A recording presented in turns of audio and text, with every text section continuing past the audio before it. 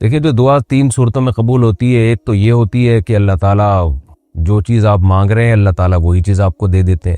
دوسری صورت یہ بنتی ہے کہ جو چیز آپ مانگ رہے ہیں وہ تو نہیں ملتی، اس کا آلٹرنیٹ مل جاتا ہے۔ تیسری صورت یہ ہوتی ہے کہ آخرت میں اللہ تعالیٰ اس دعا کو آپ کے لیے ذخیرہ کر دیتے ہیں اور قیامت کے دن اس کا اجر آپ کو اللہ تعالیٰ عطا فرمائیں گے۔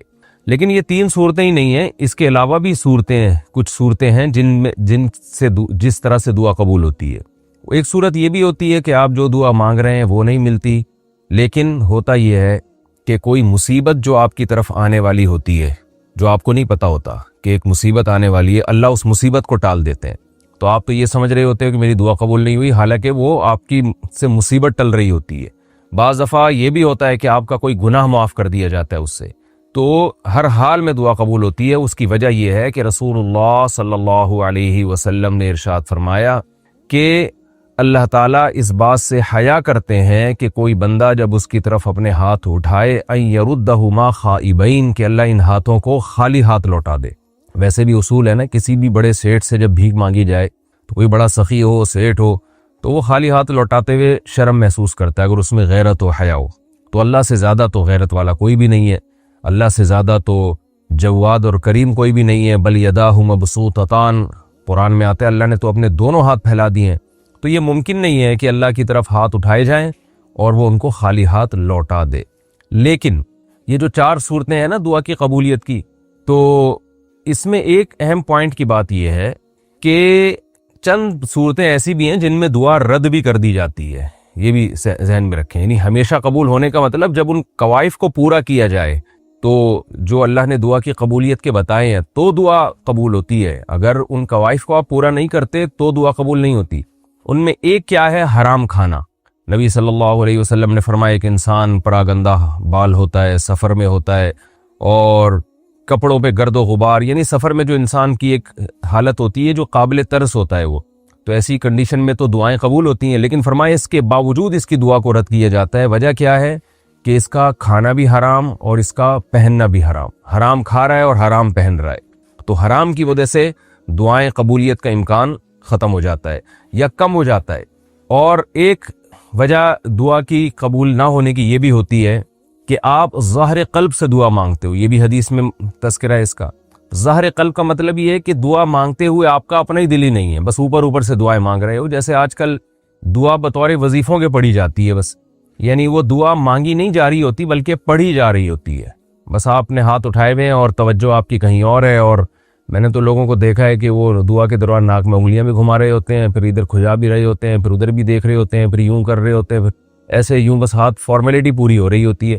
تو اللہ کو اس سے بھی جو ہے ایسے بندوں کی دعائیں اللہ رد کر دیتا ہے کہ اس کو مانگنے میں تکلیف ہو رہی ہے مجھ سے، مانگتے ہوئے یہ میری طرف توجہ نہیں کر رہا، اتنا تکبر۔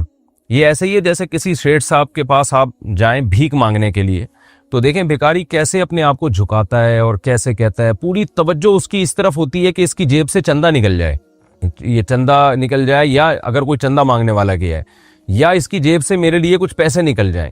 ایسا نہیں ہوتا کہ ادھر توجہ اور یوں کر کے سیٹ صاحب سے کہہ رہا ہو کہ یار کچھ 50 روپے مل جائیں گے تو اچھا ہے، نہیں ملے تو بھی ٹھیک ہے، اس طرح کی بات نہیں ہوتی۔ تو اس لیے دنیا میں جیسے جب کسی سے مانگا جاتا ہے تو اس وقت پورا فوکس کیا جاتا ہے اور پوری توجہ کے ساتھ مانگا جاتا ہے، تو اللہ سے جب مانگا جائے تو اس سے بھی زیادہ توجہ کے ساتھ مانگا جائے، عاجزی اور انکساری کے ساتھ مانگا جائے۔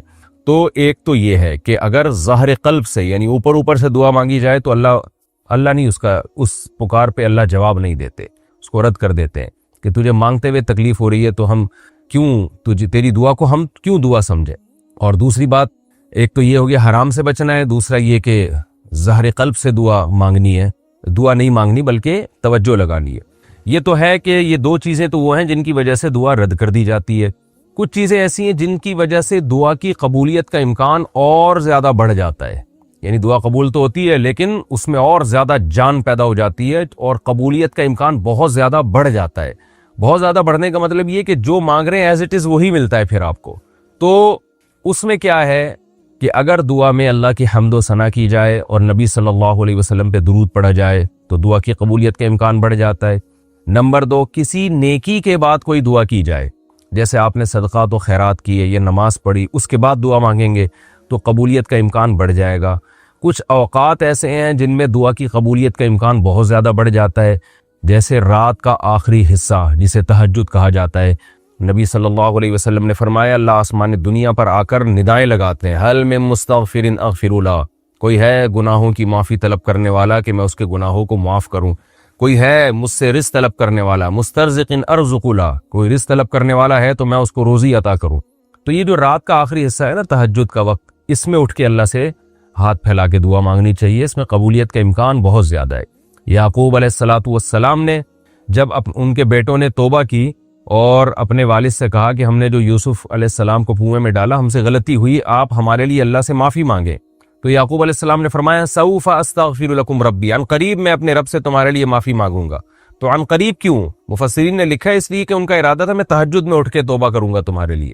تو رات کے آخری حصے میں دعا کی قبولیت کا امکان زیادہ ہوتا ہے۔ تیسری بات کہ جو تقوی کی زندگی اختیار کرتا ہے، گناہوں سے بچتا ہے، تو اس کی دعاؤں میں بھی اللہ بہت زیادہ جان اور طاقت ڈال دیتے ہیں۔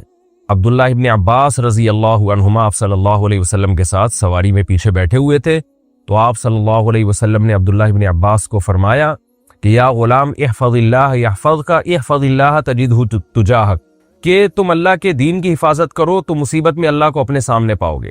تو اس سے پتہ چلتا ہے کہ آپ مشکلات میں اللہ کو یاد کریں، یعنی مشکل وقت میں اللہ کے دین کو یاد رکھیں۔ جب گناہوں کا غلبہ ہو آپ کے اوپر، شہوت کا غلبہ ہو، اس موقع پر آپ اپنے آپ کو گناہ سے بچائیں، یعنی جو قربانی دیں، تو قربانی دیں گے، تقوی اختیار کریں گے تو دعا کی قبولیت کا امکان بہت زیادہ بڑھ جاتا ہے۔ اسی وجہ سے افطار میں دعا قبول ہوتی ہے، کیونکہ آپ نے قربانی دی ہے، روزہ رکھا ہے آپ نے۔ تو یہ ہے، کچھ جگہیں ایسی ہیں جہاں دعا کی قبولیت کا امکان بڑھ جاتا ہے، جیسے مسجدیں ہیں یا مسجد نبوی ہے صلی اللہ علیہ صاحبہ الصلاۃ والسلام، نبی صلی اللہ علیہ وسلم کی مسجد میں، مسجد نبوی میں قبولیت کا امکان بڑھ جاتا ہے۔ پھر بیت اللہ میں قبولیت کا امکان اور زیادہ بڑھ جاتا ہے، یعنی حرم میں، اور پھر بیت اللہ کے غلاف کو پکڑ کے جو ملتزم ہے وہاں ملتزم پہ اپنے رخسار کو رکھ کے دعا مانگنے کی قبولیت کے امکان بے پناہ بڑھ جاتا ہے۔ تو کچھ جگہیں ایسی ہیں جہاں دعا زیادہ قبول ہوتی ہے، کچھ وقت ایسے ہیں، رمضان میں دعا کی قبولیت کا امکان بڑھ جاتا ہے۔ تو یہ تمام چیزیں ہیں، دعا مانگنے والے کو اس کا خیال کرنا چاہیے۔ اور یہ بات خوب اچھی طرح ذہن میں رکھیں، شیطان ایک دل میں وسوسہ ڈالتا ہے، وہ یہ کہتا ہے کہ ابھی چونکہ رمضان نہیں ہے تو دعا کی قبولیت کا امکان تو چونکہ رمضان میں بڑھتا ہے تو رمضان میں دعا مانگیں گے، یا تہجد میں امکان زیادہ ہوتا ہے تو ابھی نہیں مانگو۔ تو بھائی جب موقع مل رہا ہے مانگ لیں، تہجد میں بھی مانگ لیں۔ پھر تو ایسا نہ ہو عبادت کو یعنی نیکی کو ڈیلے نہ کریں، ہو سکتا ہے آپ کو اس وقت ٹائم نہ ملے تو ابھی بھی مانگ لیں، بعد میں جب موقع ملے گا تو اور زیادہ مانگ لیں۔ تو اس لیے دعا سے بہت فائدہ ہوتا ہے۔ اور ایک بات اور ہے، ایک چیز رہ گئی تھی کہ ایک اور عمل ایسا ہے جس سے دعا رد کر دی جاتی ہے۔ وہ عمل کیا ہے؟ صحیح حدیث ہے، رسول اللہ صلی اللہ علیہ وسلم نے ارشاد فرمایا کہ اللہ تعالیٰ اپنے بندے کی دعا اس وقت تک قبول کرتے رہتے ہیں جب تک کہ وہ یہ نہیں کہہ دیتا کہ میں مانگ رہا ہوں مسلسل مگر اللہ قبول ہی نہیں کر رہا۔ تو جب یہ لفظ کہتا ہے تو اللہ قبول کرنا چھوڑ دیتے ہیں، یعنی اس کو ایسا لگ رہا ہوتا ہے کہ قبول نہیں ہو رہی، حالانکہ قبول ہو رہی ہوتی ہے، لیکن چونکہ دنیا جو ہے نا اللہ نے معاملہ غیب پر رکھا ہے نا، تو وہ یہ سمجھ رہا ہوتا ہے کہ پتہ نہیں قبول ہی نہیں ہو رہی، میں تو کب سے دعائیں مانگ رہا ہوں۔ تو جس دن وہ یہ کہتا ہے نا کہ قبول نہیں ہو رہی تو اللہ اس وقت سے قبول کرنا ختم کر دیتے ہیں کہ بھئی تیرا جب میرے بارے میں یہ خیال ہے کہ میں قبول نہیں کرتا تو پھر میں نہیں کروں گا۔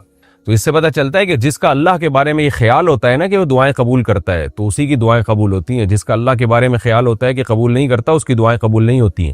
اور اس لیے علماء کہتے ہیں کہ اس بحث میں نہیں پڑنا چاہیے کہ دعا قبول ہو رہی ہے کہ نہیں ہو رہی، اس کی کوشش میں لگے رہنے چاہیے کہ دعا کی توفیق مل رہی ہے کہ نہیں مل رہی۔ حضرت عمر رضی اللہ تعالیٰ عنہ کا قول ہے کہ مجھے اس کی فکر نہیں ہوتی کہ میری دعائیں قبول ہو رہی ہیں کہ نہیں ہو رہی، مجھے اس کی فکر ہوتی ہے کہ مجھے دعاؤں کی توفیق مل رہی ہے کہ نہیں مل رہی۔ کہ چلو ہے اللہ تو کیا کریں بھائی اللہ ہے نا تو ٹھیک ہے بھائی، بہت خوشی ہوئی ہمیں یہ سن کے کہ ہم کسی کو مانتے ہیں، اس کا نام کیا ہے؟ اللہ ہے۔ نہیں بھائی یہ مسئلہ بھی حل، یہ اس کی مثال سے بات سمجھاتا ہوں پھر سمجھ لیں۔ مثال میں گھریلو مثالیں دوں جو جس میں ہم سب بھگت رہے ہوتے ہیں، وہ والی مثال زیادہ سمجھ میں آتی ہے۔ دیکھو آپ گیس بجلی کا بل دیتے ہوں گے، جتنے بھی شادی شدہ مظلوم لوگ یہاں بیٹھے ہوئے، گیس بجلی کا بل، بچوں کے اسکول کی فیسیں، سارے خرچے آپ اٹھا رہے ہیں۔ بیگم کی طرف سے آپ کو محبت نہیں مل رہی، فرض کرو میں ان بیگموں کی بات کر رہا ہوں جو یہاں بیان میں موجود نہیں ہے کہ دھیان سن لی بھی نہیں، آپ کہتے ہو بھائی بیگم آج میرا سر بہت درد کر رہا ہے, تھوڑی سی چائے بنا دو. بیگم کہتی میرے پاس ٹائم نہیں. آپ کہتے ہو میں تمہارا شوہر نہیں ہوں, آپ میرے شوہر ہیں لیکن میرے پاس ٹائم نہیں. بیگم آج تم اپنی ماں کے گھر نہ جاؤ, آج میں تنہائی محسوس کر رہا ہوں, آج گھر میں ہی رہو. نہیں میں تو آج جاؤں گی اپنی, میں کہ جاؤں گی, آج میرا موڈ ہے کہ میں اپنی ماں سے ملوں. بیگم میں تمہارا شوہر نہیں. جی آپ میرے شوہر ہیں. آپ جو کام کہہ رہے ہیں وہ نہیں مان رہے, لیکن کہتی میں آپ کو اپنا شوہر مانتی ہوں. ایک دن آپ غصے میں آ کے بولیں گے مت کہو کہ میں تمہارا شوہر ہوں. خدا کے لیے یہ جملہ نہیں بولو, اس کے علاوہ کچھ بھی بول دو. آپ بولو گے نا ایک دن غصے میں آ کے, یار جب تم میرے کسی کام کی نہیں ہے تو خامخواہ میں شو مارنے کے لیے یہ کیوں بولتی ہے کہ آپ میرے شوہر ہیں. ایک دن ہوتی ہے نا لڑائیوں میں, یہی بعض دفعہ الٹا بھی معاملہ ہو جاتا ہے. جب آپ بیگم کی کوئی ذمہ داری پوری نہیں کر رہے اور آئی لو یو کہتے ہیں, بیگم غصے میں آ کے کہتی ہے کہ یہ ڈائلاگ کہیں اور جا کے بولا کر بھائی, تو بہت الو بنا رہا ہے. ہوتا ہے نا کہ بھائی مت کہو مجھے تم, میں تمہاری بیوی ہوں. گھروں میں چل رہا ہوتا ہے, باپ کہہ رہا ہوتا ہے مت کہہ یار تو میں تیرا باپ ہوں. مانتا تو ایک بھی نہیں ہے.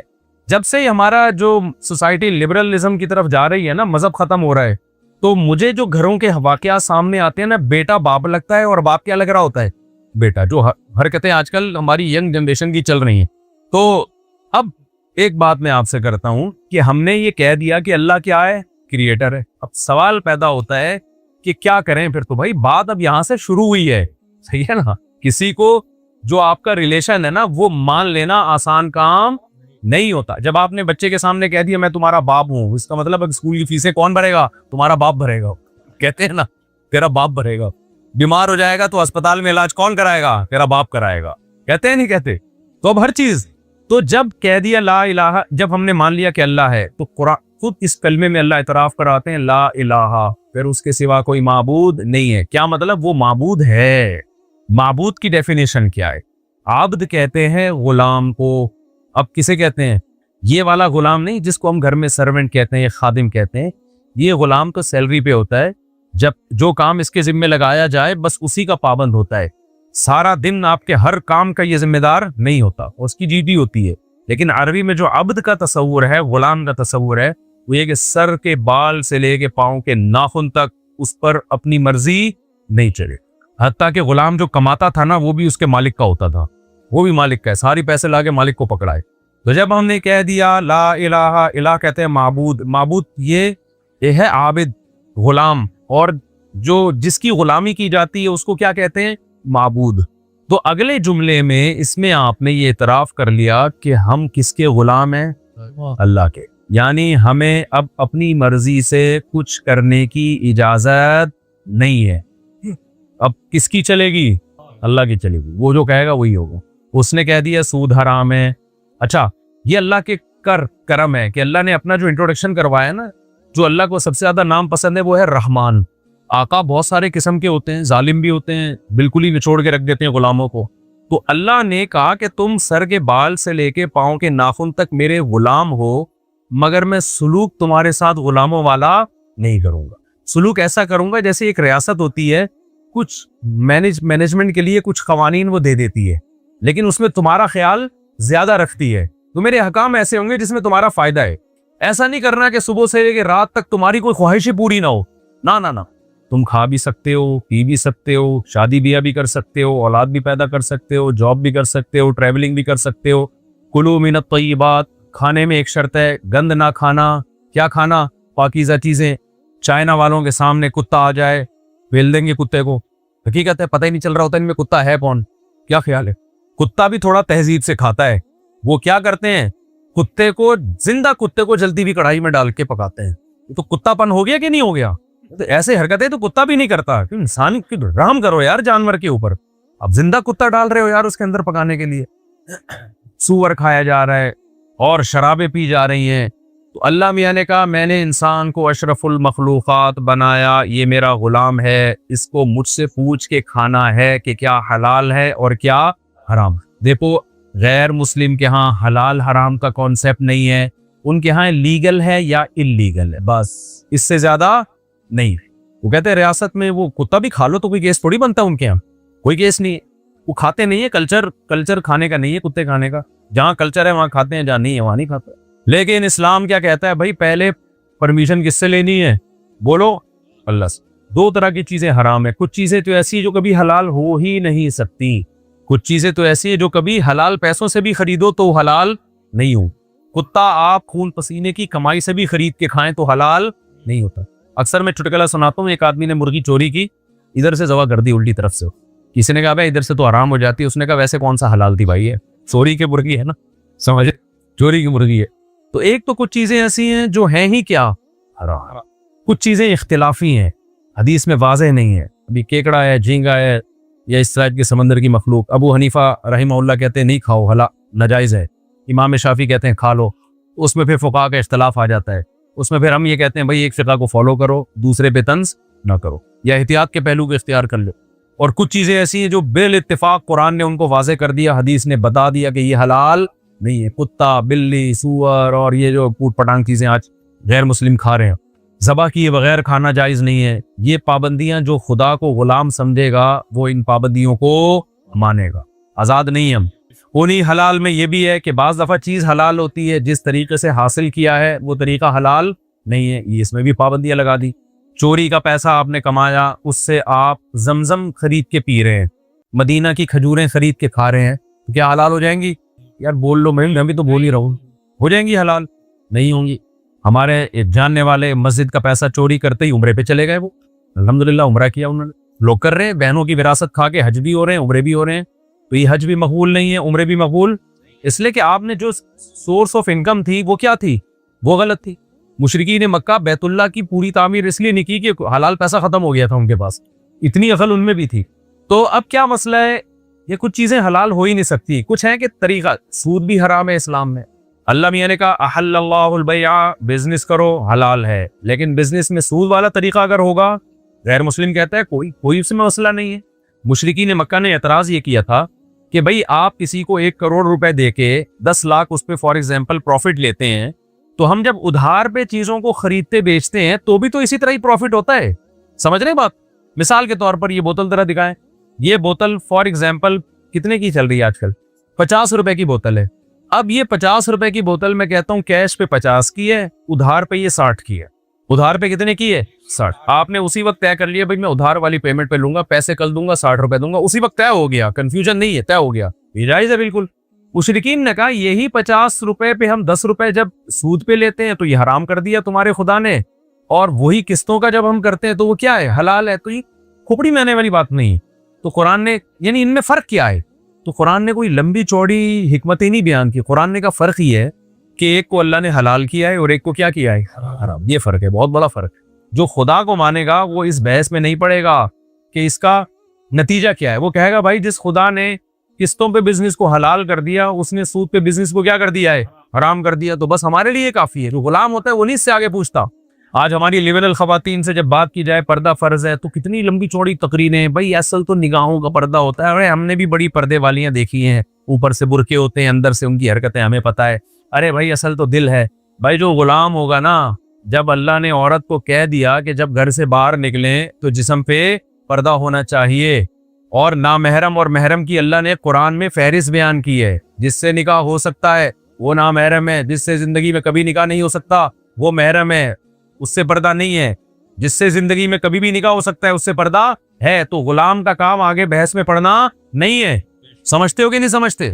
آج کل ایک نیا قانون آیا ہے, اب زیادہ میں گہرائی میں نہیں جاتا, وہ جو LGBT ٹائپ کی بےہودہ چیزیں ہماری سوسائٹی میں لائے جا رہے ہیں. اسلام نے الاؤ کیا, خدا نے اجازت دی. اس بھائی فیلنگ, مجھے یہ والی فیلنگ ہے تو وہ والی فیلنگ ہے. اللہ میاں نے آپ کو اگر غفار پیدا کیا ہے تو آپ ساری زندگی غفار ہی رہیں گے, جمیلہ بننے کی کوشش نہ کریں. آپ آج آ رہے ہیں فیس بک پہ, پہلے ان کا نام وسیم تھا, آج کل پہلے محمود نام تھا, اب محمودہ رکھ لیا انہوں نے نام. بھائی یہ نہیں ہے, یہ نیچر چینج نہیں کر سکتے آپ. گورا تو کنفیوز ہے نا, وہ تو ٹینشن میں کہ یار میں کروں کیا, وہ قانون بنا رہے ہیں, ہمیں تو کوئی ٹینشن ہے. تو خدا کے غلام میں اس نے ہمارے لیے اخلاقیات کا دائرہ کھینچ دیا کہ اس سے آگے جانے کی اجازت نہیں ہے آپ کو. میں جلدی سے بات کو سمیٹ کے ختم کرتا ہوں. تو ہم نے جب مان لیا نا کہ معبود ہے تو اس کا مطلب ہمارا خدا سے رشتہ ہے. اب ہمیں اس سے پوچھنا پڑے گا. تو الف لام میم میں اللہ نے کلمے کو ثابت کر کے نا پورے حکام دیے ہیں کہ یہ بھی کرنا ہے, یہ نہیں کرنا, یہ کرنا ہے, یہ نہیں کرنا, یہ کرنا ہے, یہ نہیں کرنا. پوری تفصیل ہے جو آپ علماء سے سنتے رہتے ہیں. اللہ تشرکوا باللہ شیئا, اللہ کے ساتھ شریک نہ کرو. وبالوالدین احسانا, ماں باپ کو اولڈ ہاؤس میں جمع نہ کراؤ. گورے کے پاس قرآن نہیں ہے, اس نے ماں باپ کا حل کیا رکھا ہے یار, بوڑھے ہو گئے, ٹینشن ہے, گورنمنٹ اپنے ادارے بنائے ہوئے وہاں رکھو, اچھا لائف کو ان کو انجوائے کرنے دو, اور یہ ہمیں بھی لائف کو انجوائے کرنے دیں. قرآن نے کیا کہا, جس کو بوڑھے والدین ملے, حدیث میں آتا ہے, حدیث بھی قرآن ہی کی تشریح ہے, جس کو بوڑھے والدین ملے اس نے ان کی خدمت کر کے اپنے اوپر جنت کو واجب نہ کر لیا, اس پر اللہ کی لعنت, کہ اتنا بہترین جنت کا آپشن اس نے ضائع کر دیا. یہاں ڈیفینس ہے, یہاں کتے پالنے کا بڑا رواج آ رہا ہے. ڈیفینس میں جو ہے نا شو کے لیے کتے بہت پالے جا رہے ہیں. معذرت کے ساتھ, اسلام میں کتا پالنا جائز بولو نہیں ہے. گھوڑے پالتے ہیں, ان کو پالنے دیں یار. صرف حفاظت کے لیے رکھ سکتے ہو آپ, اگر ضرورت ہے حفاظت کی, یا شکار کے لیے رکھ سکتے ہیں آپ, شو کے لیے, دل بہلانے کے لیے نہیں رکھ سکتے. انگریزوں میں جو کتے پالنے کا رواج آیا نا, جب ان کے فیملی سسٹم تباہ ہوا ہے, بچے مارکیٹ سے کیا ہو گئے, شارٹ, تو دل بہلانے کے لیے جانور رکھنے پڑے ان کو. تو یہ ڈیفینس والوں سے میری ایک گزارش ہے کہ کتے کو جب اللہ نے ایک حکم دے دیا تو چھوڑ دو یار. لوگ کہتے ہیں وفادار ہے, تو وفاداری سے فائدہ اٹھانے کی اجازت دی ہے, شکار کرو نا اس سے, حفاظت کے لیے ضرورت ہے تو رکھو. وفاداری ہے تو جانور نا. دیکھو جانور میں اچھی کوالٹی اس کی اپنی سوچ سے نہیں ہوتی, اسی وجہ سے اس کو ثواب نہیں ملتا. اس میں وفاداری کے سافٹ ویئر انسٹال ہوئے ہوئے ہیں, وہ بے وفا بن ہی نہیں سکتا. یہ خوبی نہیں ہے کتے کی کہ آپ اس سے محبت کرنا شروع کر دو. انسان وفادار بنے پھر محبت کرو, کیونکہ وہ بے وفا بھی بن سکتا ہے اور وفادار بھی, اپنے اختیار سے وفا کر رہا ہے, اس سے محبت ہوگی اولاد میں جو آپ کی اولاد وفا کرتی ہے. کتا تو اس میں تو سافٹ ویئر ایسے انسٹال ہو گئے ہیں, وہ بے وفائی کر ہی نہیں سکتا, تبھی اس کو نہ ثواب ملتا ہے. اور کچھ جانوروں میں بے وفائی کے سافٹ ویئر انسٹال ہو گئے ہیں, وہ بے وفائی رہیں گے تو ان کو بے وفائی پہ ہم برا نہیں کہہ سکتے, وہ ہے ہی ایسے, بھائی اللہ نے ان کو ایسا بنا دیا. تو جانور ہے, فیملی ممبر بنانے کی اجازت نہیں ہے. جانور ہے, آپ حفاظت کے لیے رکھیں, کام لیں اس سے. نبی نے فرمایا جس نے کتا پالا روزانہ اس کی نیکیوں میں سے ایک قرات کم ہوتا رہے گا, نیکیاں ضائع ہوتی رہیں گی. شکار کے لیے جیسے پیرٹس پالے ہوئے ہیں, پرندے پالے ہوئے ہیں, ان کی حفاظت کے لیے رکھنا ہے, یا کوئی سیکیورٹی کا مسئلہ ہے, پھر کتے سونگ کے بتا دیتے ہیں کہ سسرال والے آ رہے ہیں کہ یا دوسرے لوگ آئے ہیں, پہلے سے کتوں کو پتا ہوتا ہے, ٹھیک ہے نا, تو سالے والوں کو ڈرانے کے لیے رکھے ہوئے ہیں, وہ ایک الگ بات. تو جلدی جلدی میں اپنی بات کو سمیٹ کے ختم کرتا ہوں. تو ہم مانتے ہیں کہ وہ ہمارا معبود ہے, یعنی ہم نے اس کی غلامی کرنی ہے, لیکن اس نے بتا دیا کہ میں تم پر اتنے مشکل احکام نہیں ڈالوں گا کہ تم اس کو برداشت نہ کر سکو. میں یہ کروں گا کہ بری چیزوں کو ناجائز کر دوں گا, اچھی چیزوں کو لیگل کر دوں گا, جائز کر دوں گا. زنا حرام کر دیا, نکاح کو اس نے کیا کر دیا, صرف حلال نہیں کیا, پیغمبروں کی سنت بنا دیا اس نے.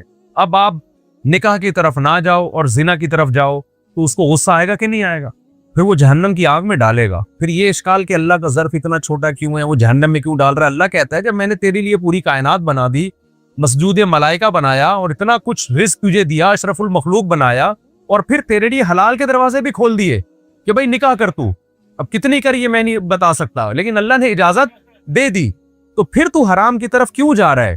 حق بنتا ہے کہ نہیں بنتا اللہ کا, پھر وہ سزا دے گا.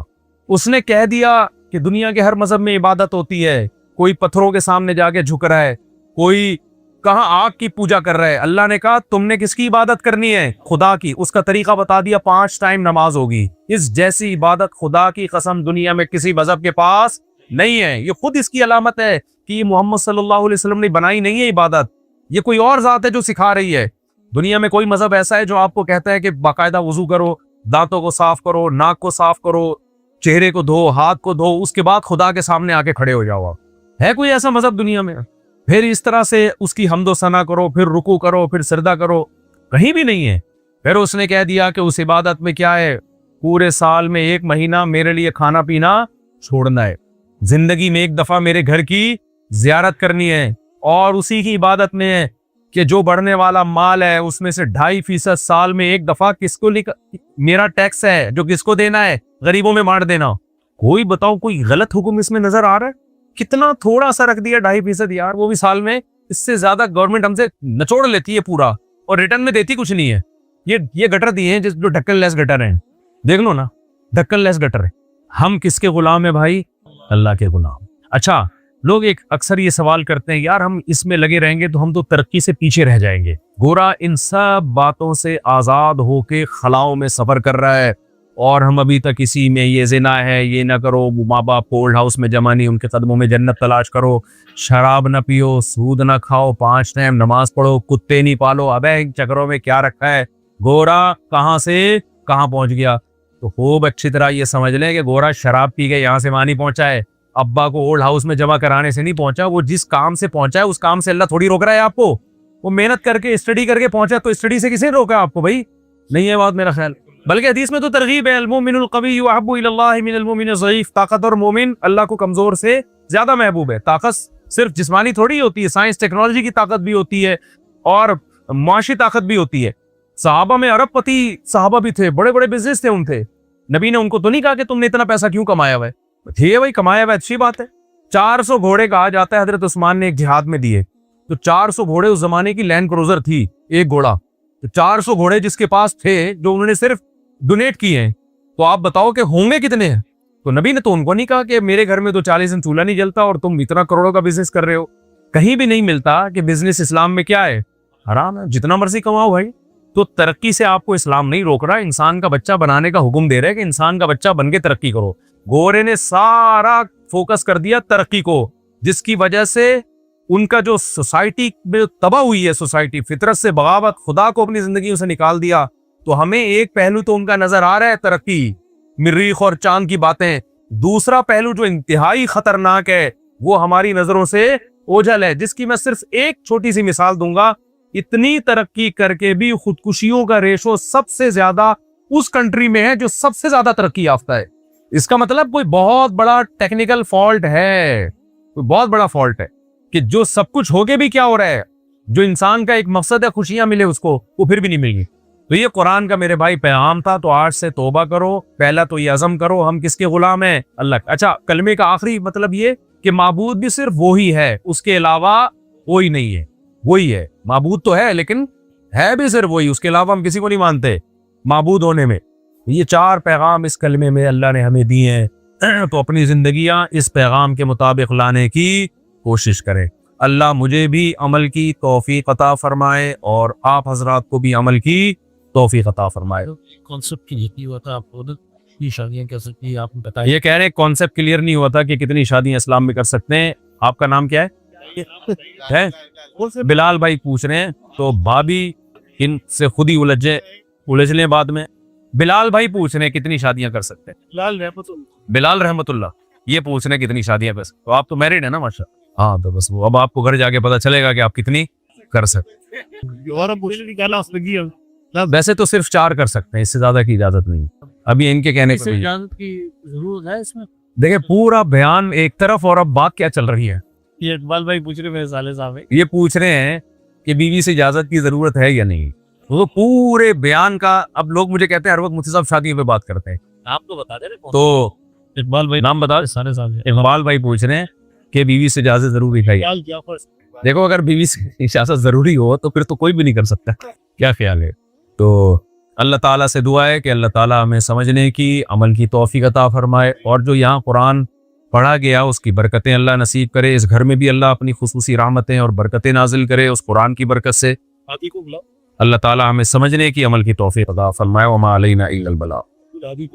बहुत अच्छी बात, ये भी मौजज़ा है ना कुरान का। काम पढ़ते हैं, बताओ क्यों काम पढ़ते हैं? स्कूल के नाम जी, इंटेलेक्स। अच्छा, मौलाना अब्दुल सत्तार साहब वाला। ये फादर इन। अच्छा भी, अल्लाह ताला मुबारक करे जी आपको बहुत। ये छोटे भाई आगे दिल्ली हाफि लो अस्सलाम ये बैठ अल्लाहु अकबर ला इलाहा इल्लल्लाह। दुआ कर लेते हैं। अल्हम्दुलिल्लाहि रब्बिल आलमीन वल आखिबतु लिल मुत्तकीन वस्सलातु वस्सलामु अला रसूलिहिल करीम व अला आलिहि व सहबिहि अजमईन।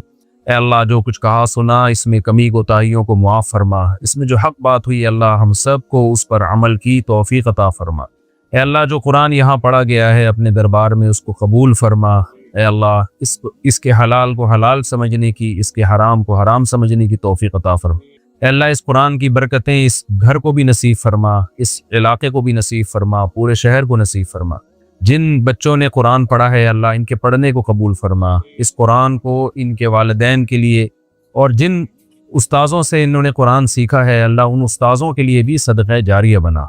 ऐ अल्लाह जो हमारे मरहूमीन और इस मजमे में जितने लोग बैठे हुए हैं उनके जो भी मरहूमीन दुनिया से जा चुके हैं अल्लाह तो उन सब की मग़फ़िरत फरमा। जो भी बीमार हैं अल्लाह तो अपने फ़ज़ल से उन सब को शिफ़ाए कामिल आजिल अता फरमा। जो बेरोज़गार हैं अल्लाह तो उनको कुशादा रिज़्क़ हलाल नसीब फरमा। जिसकी जो जायज़ मुराद हो अल्लाह उसकी मुराद को पूरा फरमा। ریان صاحب نے پشاور سے پوچھا ہے جی، کچھ لوگوں کا کہنا یہ ہے کہ دعا کے بعد ہاتھوں کو منہ پر نہیں پھیرنا چاہیے، اس بارے میں رہنمائی فرما دیجیے۔ اس بارے میں ہمارے پاس حدیث موجود ہے، سنن ترمذی کی حدیث ہے، حضرت عمر بن خطاب رضی اللہ عنہ سے روایت ہے رسول اللہ صلی اللہ علیہ وسلم سے، اذا رفع یدیہ فی الدعاء لم یحطہما حتی یمسح بہما وجہہ، اور دوسری روایت میں لم یردہما حتی یمسح بہما وجہہ، کہ آپ صلی اللہ علیہ وسلم جب دعا کے لیے ہاتھ اٹھاتے تو اپنے چہرے پر جب تک ہاتھ پھیر نہ لیتے تو ہاتھ نیچے نہ کرتے۔ روایت اگرچہ ضعیف ہے لیکن اس کے مطابعات اور شواہد اس روایت کے موجود ہیں، جس کی وجہ سے قابل قبول ہے، اور مسئلہ کوئی اتنی اہمیت کا حامل بھی نہیں ہے کہ اس کے لیے کوئی بہت زیادہ مضبوط حدیث چاہیے، لیکن اس سے اتنا ہو جاتا ہے کہ اگر کوئی یہ عمل کرتا ہے تو اس کو بدعت نہیں کہا جائے گا اور غیر ثابت شدہ عمل نہیں ہے یہ۔ کیا فرض نماز کے بعد امام کا ہاتھ اٹھا کر اجتماعی دعا کرنا اور مقتدیوں کا آمین کہنا درست ہے؟ اگر کوئی شخص امام کے ساتھ اجتماعی دعا میں شریک نہ ہو اور اپنے اذکار کرتا رہے یا اٹھ کر چلا جائے تو کیا حکم ہے؟ ابو عبیدہ۔ دیکھیے، فرض نماز کے بعد جو ہمارے بر صغیر میں مساجد میں ائمہ حضرات کا دعا کا ایک معمول ہے، یہ ہمیں نبی صلی اللہ علیہ وسلم سے اس کا ثبوت نہیں ملتا۔ یہ بات تو صحیح احادیث میں بہت کثرت سے ہے کہ نمازوں کے بعد، فرض کے بعد دعا قبول ہوتی ہے، یہ تو کئی احادیث میں ہے۔ تو لیکن اس سے فرض سے مراد کیا ہے؟ کیونکہ دوسری احادیث میں آتا ہے، صحیح حدیث میں، کہ نبی صلی اللہ علیہ وسلم فرض نماز کے بعد صرف اللہم انت السلام والی دعا کے بقدر بیٹھتے تھے، پھر اٹھ جاتے تھے۔ تو علماء نے تطبیق یوں دی ہے کہ فرض نماز کے بعد صرف اللہم انت السلام پڑھا جائے، پھر سنتوں کے بعد دعا مانگی جائے، اور وہ دعا بھی کیا ہے؟ وہ وظائف ہیں، کیونکہ ایک حدیث کی تشریح دوسری حدیث سے ہوتی ہے۔ حدیث میں آتا ہے نمازوں کے بعد دعائیں قبول ہوتی ہیں، لیکن وہ دعائیں خود نبی نے کیسے مانگی ہیں، صحابہ نے کیسے مانگی ہیں؟ تو ہمیں نہیں ملتا کہ نبی صلی اللہ علیہ وسلم فرائض کے بعد ایسے ہاتھ اٹھا کے دعا مانگا کرتے تھے اور صحابہ پیچھے آمین آمین کہتے تھے، ایسا نہیں ملتا ہمیں حدیث میں، نہ فقہ میں ملتا ہے، کہیں بھی نہیں ہے۔ ظاہر ہے حدیث میں نہیں ہے تو فقہ میں بھی نہیں ہے، کیونکہ فقہ تو قرآن و حدیث ہی سے مرتب کیا گیا ہے۔ تو اس لیے ہمیں جو دعائیں ملتی ہیں وہ وظائف ہیں، یعنی نبی نے آیت الکرسی پڑھی، اللہم لا مانع لما اعطیت ولا معطی لما منعت ولا ينفع ذا الجد منک الجد، مخصوص الفاظ کی دعائیں ہیں جو ہاتھ اٹھائے بغیر ہیں۔ تو اس لیے فرض نماز کے بعد صرف اللہم انت السلام پڑھنا چاہیے، پھر سنتیں پڑھیں، پھر یہ مخصوص وظائف پڑھیں۔ اور اگر کسی نے فرض نماز کے بعد ہی سارے وظائف پڑھ لیے تو بھی گنجائش ہے اس کی، بعض علماء اس کے بھی قائل ہیں۔ تو لیکن یہ جو فرائض کے بعد ہاتھ اٹھا کے پراپر طریقے سے امام دعا مانگ رہا ہے اور مقتدی بھی اس کے ساتھ اجتماعی دعا میں شریک ہیں، یہ ہمیں قرآن و سنت میں نہیں ملتا، اور اس کا معمول تو بالکل ہی نہیں ملتا۔ اگر نبی ہر نماز کے بعد ایسے کرتے تو ایک روایت نہیں کئی روایتیں ہوتی، کیونکہ یہ خود فقہ کا ایک پراپر اصول ہے جو فقہاء نے لکھا ہے، خاص طور پر حنفی فقہاء نے تو اس اصول کو بہت اہمیت دی ہے۔ وہ یہ ہے کہ اگر کوئی کام ایسا تھا جو نبی صلی اللہ علیہ وسلم کے دور میں کثرت سے کیا جاتا تھا، تو اس کو اگر ایک ہی راوی نقل کر رہا ہے تو یہ خود اس حدیث کے یعنی اس کی علامت ہوتی ہے کہ یہ حدیث قابل قبول نہیں ہے، کیونکہ اتنی کثرت سے عمل ہوا ہے تو صرف ایک روایت کیوں ہے؟ تو ظاہر ہے پھر یا تو وہ یہ سمجھا جائے گا کہ نبی نے کبھی کبھار یہ کام کیا، اگر ایک روایت ملے گی تو یوں سمجھا جائے گا کبھی کبھار کیا، اس سے آپ معمول نہیں نکال سکتے کہ معمول تھا نبی صلی اللہ علیہ وسلم کا۔ تو کیونکہ بار بار ایک عمل ہو رہا ہے تو صرف ایک صحابی کیوں روایت کر رہے ہیں؟ تو صحابی سے تو غلطی نہیں ہو سکتی ہے، ممکن ہے صحابی سے جو آگے جس نے روایت کی ان سے غلطی ہوئی ہو۔ تو اس لیے ہمیں نہیں ملتا کہ نبی صلی اللہ علیہ وسلم فرائض کے بعد اس طرح ہاتھ اٹھا کے دعا مانگتے تھے۔ پھر فقہ کی کتابیں بھی اس سے خاموش ہیں، فقہ حنبلی دیکھ لیں، فقہ مالکیہ دیکھ لیں، فقہ شافعی دیکھ لیں، فقہ حنفی دیکھ لیں، ان کی جو معتبر عربی کتابیں، اردو کی بات نہیں کر رہا، جو صدیوں سے معتبر عربی کتابیں چلی آ رہی ہیں، اس میں بھی کوئی ایک حرف بھی نہیں ملتا۔ فقہ حنفی کی مشہور فتوے کی کتاب ہے فتاوی شامیہ، اس میں نہیں ہے کہ فرض نماز کے بعد امام دعا مانگے گا ہاتھ اٹھا کے، حالانکہ فقہ میں تو بہت باریک باریک جزیات بھی ذکر کی جاتی ہیں۔ فتاوی عالمگیریہ دیکھ لیں، اس میں تو الٹا لکھا ہوا ہے کہ امام کو چاہیے کہ اللہم انت السلام کے بقدر بیٹھے اور کھڑا ہو جائے۔ تو اگر فقہا اس کو سنت سمجھتے تو عالمگیریہ میں تو لکھا ہوتا نا، وہ اتنا جزیات باریک باریک بیان کرتے ہیں، وہ اتنی اہم چیز فقہا سے کیسے نظروں سے اوجھل ہو گئی؟ تو اس سے پتہ چلتا ہے کہ یہ بر صغیر میں ایک چیز ہے جو بعد میں شروع ہوئی ہے، اس کا ہمیں شروع کی کتابوں میں کوئی ثبوت نہیں ملتا ہے، نہ فقہ شافعی کی آپ جو مستند کتابیں ہیں فقہ کی ان میں بھی نہیں ملتا، نہ حنابلہ کی کتابوں میں تذکرہ ملتا ہے، نہ مالکیہ کی جو معتبر کتابیں ان میں بھی تذکرہ نہیں ملتا۔ تو یہ اکثر اردو فتاوی میں یا بعد میں جو عربی کتابیں لکھی گئی ہیں جو ہمارے علماء نے لکھی ہیں، ان میں کچھ انہوں نے لکھا ہے کہ کوئی روایات، ایک آدھ روایات پیش کی ہیں جن کی صنعت میں بھی کچھ کلام ہے. تو اس لیے ہماری رائے میں یہی ہے. اور اس پر لوگ کہتے ہیں کہ میرا تفرد ہے, میں جمہور سے ہٹ کے بات کر رہا ہوں. ایسا نہیں ہے. حضرت مفتی محمد شفیع صاحب رحمۃ اللہ علیہ جو مفتی اعظم پاکستان تھے, ان کا پورا اس پہ ایک رسالہ ہے کہ وہ اسی میں یہی ثابت کیا کہ فرائض کے بعد یہ اجتماعی دعا ثابت نہیں ہے. حضرت مفتی رشید احمد صاحب رحمہ اللہ تعالیٰ کا پورا ایک رسالہ ہے اصل فتاوی میں, آپ دیکھ سکتے ہیں. بڑے مدلل انہوں نے بحث کی ہے کہ یہ کہیں بھی یہ ثبوت نہیں ملتا ہمیں اس کا, تو اس کو چھوڑ دینا چاہیے. لیکن بہرحال مسئلہ کوئی بہت زیادہ اہمیت کی نوعیت کا نہیں ہے, اس لیے ایسا نہ کریں کہ میرا کلپ سن کے آپ اماموں کو تنگ کرنا شروع کر دیں. مسجدوں میں پھڈے بازی نہ کریں, امام کو اپنے حال پہ چھوڑ دیں. وہ اگر دعا مانگ رہے تو مانگتا رہے, آپ کچھ نہ کہیں, آپ ہاتھ نیچے کر کے آرام سے بیٹھے رہیں. فتنہ نہ پھیلائیں مسجدوں میں. آج کل مسئلہ یہ کہ ایک مسئلہ پتہ چلتا ہے تو تھوپنا شروع کر دیتے ہیں. اگر امام ان علماء کو فالو کر رہا ہے جو اس دعا کے قائل ہیں تو اس کو کرنے دیں, آپ اس کو تنگ نہ کریں. بدعتی ہونے کا فتویٰ نہ لگائیں. یہ چھوٹی چھوٹی باتوں پہ بدعتی ہونے کا فتویٰ لگانا یا اختلاف کو حد سے بڑھانا یہ ٹھیک نہیں ہے. تو اس لیے مسئلہ سن لیا, بس خود عمل کر لیں. اگر کوئی دوسرا عمل کر رہا ہے ٹھیک ہے, نہیں کرے تو چھوڑ دیں. اس سے بڑے بڑے مسائل بہت ہیں آج کل, ان کو فوکس کرنا چاہیے, ان چھوٹے چھوٹے مسائل میں نہیں پڑھنا چاہیے. بس اپنی رائے کا اظہار کر دیں اور پھڈے بازی نہ کریں. تو یہ بہت امپورٹنٹ ہے. باقی یہ کہ آپ کو کیا کرنا چاہیے, آپ ہاتھ نیچے رکھ کے بیٹھے رہیں یا اپنا وظیفہ پڑھتے رہیں, ذکر کرتے رہیں, اپنا ہاتھ نیچے رکھ کے بیٹھے رہیں, یہ بھی ٹھیک ہے. اٹھ کے نہ جائیں آپ. بعض لوگ کیا کرتے ہیں, ہمارا کلپ سن لیتے ہیں, اب امام اجتماعی دعا مانگ رہا ہے, وہ اٹھ کے ٹانگے کندھے پھلانگتے ہوئے جا رہے ہوتے ہیں, سب لوگ اسے مڑ مڑ کے دیکھ رہے ہوتے ہیں. تو یہ ایک اختلاف کی صورت پیدا کرنا مسجد میں, یہ ٹھیک نہیں ہے. بھئی عوام کو کیا پتا, عوام تو بیچاری امام کو دیکھ رہی ہے اور امام صاحب نے کسی مولانا سے فتویٰ لیا ہوا ہے تو وہ عمل کر رہے ہیں. تو آپ ایک اختلاف کا مسجد میں ماحول پیدا نہ کریں. آپ گردن نیچے جھکا کے بیٹھے رہیں آرام سے. ایسا نہ کریں کہ امام دعا مانگ رہے اور آپ ہر نماز میں نا اس طرح لوگ پھلانگنا شروع کرتے ہیں, پھر سب لوگ مڑ مڑ کے دیکھ رہے ہوتے ہیں, پھر پوچھتے ہیں کیوں کر رہے ہو, آپ جواب دیتے ہیں بدعت ہے. پھر ایک نئی جنگ اور ایک مناظرے بازی کا ایک آغاز شروع ہو جاتا ہے. تو اس لیے تمیز سے منہ نیچے کر کے بیٹھ جائیں, جب دعا ختم ہو جائے تو تمیز سے گھر چلے جائیں. تو چھیڑ چھاڑ نہ کریں مسجدوں میں, اللہ کا واسطہ. پہلے کم پھڈے ہیں جو مزید پھڈے ہم شروع کریں.